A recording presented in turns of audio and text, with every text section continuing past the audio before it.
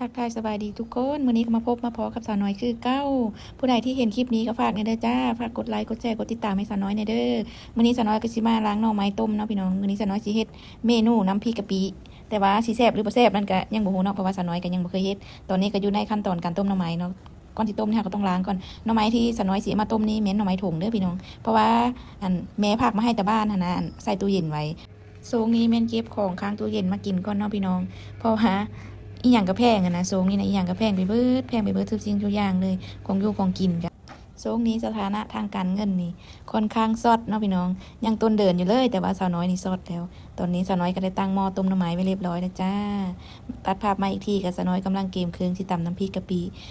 พี่น้องตำน้ำพริกกะปิในเซอร์อย่างนี้สาวน้อยนี่ตำครั้งแรกได้แต่ว่าจะเฮ็ดตำความเข้าใจของตัวเองเนาะก็มีพริกแดงพริกเขียวแล้วก็ใส่กระเทียมนะแต่สาวน้อยก็บ่ฮู้ว่ามันสิแซ่บหรือว่ามันสิกินได้หรือบ่การตำน้ำพริกของสาวน้อยมื้อนี้เครื่องปรุงก็แม่นใส่ตำที่มีเลยเนาะพี่น้องเนาะครบแน่บ่ครบแน่ก็ใส่ไปนั่นแหละแต่ว่าก็แซ่บคือเก่านั่นแหละขอแต่จะขาดชูรสเนาะใส่ชูรสลงไปนำแล้วก็ใส่น้ำตาลลงไปใส่ชูรสลงไปเนาะพี่น้องมันก็แซ่บคือเก่าหั่นล่ะส่วนผสมก็มีมะนาวนำโอ้ยตำมื้อนี้สิพาไปฟังเสียงโคกดังเด้อพี่น้องเสียงโคกก็สิดังเป็นตาแซ่บจะได้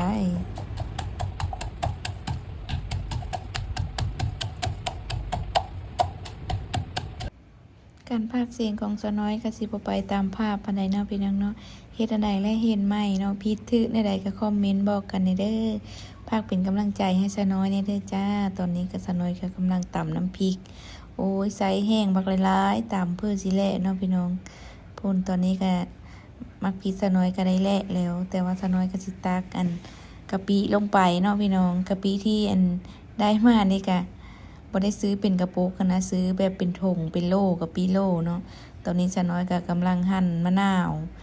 วที่สะน้อยใส่นี่ก็แม่น2 ลูกเนาะเพราะว่า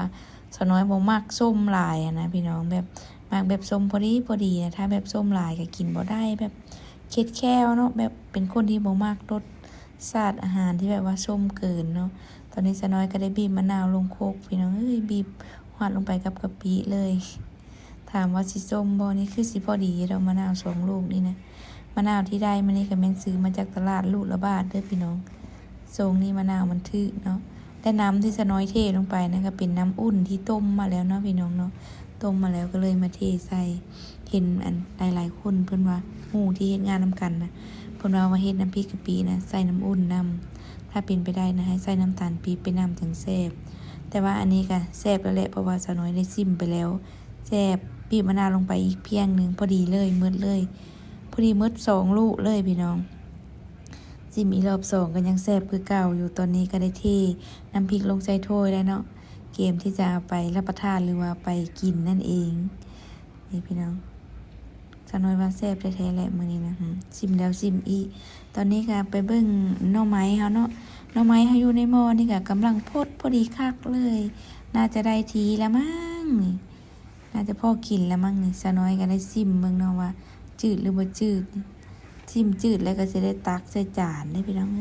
ตักใส่จานตอนนี้ก็ถึงขั้นตอนการกินนะมื้อนี้ก็สิได้กิน2 คนเนาะกับสามีแต่ว่าสามีเพิ่นบ่อยากเข้ากองนำมื้อนี้นะเพิ่นก็เลยถ่ายคลิปให้สะน้อยก็เลยกินโอ้ยหน่อไม้อ่อนๆพี่น้องเข้ากันได้กับน้ำพริกกะปิแต่มื้อนี้สิกินกับข้าวเหนียวเด้อเพราะว่าบ่ค่อยมักกินข้าวเจ้าเนาะกินข้าวเจ้านะรู้สึกว่ามันบ่อยู่ท้องนะดึกๆมามันก็หิวอีกนะกินข้าวเหนียวรู้สึกว่ามันแน่นดีได้พี่น้อง